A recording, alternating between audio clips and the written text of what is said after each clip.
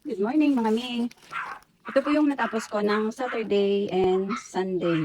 Actually, ano lang eh. Saturday lang talaga yung Sunday. Sobrang init kasi. Nakagawa tayo ng mga 5 pieces bouquet. Ito ay kulay peach. Peach. Tapos ito is golden yellow. Ito ay, hindi ako sure dito kung anong kulay niya. Mamaya check ko. Ito ay red. At ito ay light pink. Yan. Tapos nakagawa rin tayo ng mga single. Ito yung small version ko. Cute lang. Ayan. Tapos ito yung large ko. Tinawag ko large kasi mahaba siya. Tingnan nyo yung small. Meron pang medium pero hindi ako nakagawa. Ayan. Yan yung kanyang difference. So murang-mura lang po ito. Lalo na kung sa wholesale.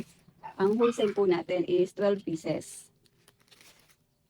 Mag-message po kayo dito or mag-comment po kayo muna dito sa baba ng video para po ma-PM ko kayo. Tapos, sabihin ko po yung price ng wholesale. Pero sa retail po, magkano ba retail nito? Sige, pwede na to sa 80. Yan murang-mura na po yun. Yan yung mga natapos ko. Tapos, yan yung mga ginagawa kong mga scrunchies, meron pa kasi dun sa shop eh. Dahil nga wala na akong makina dito sa bahay, nandun na sa shop. So, ito muna yung tinatapos ko.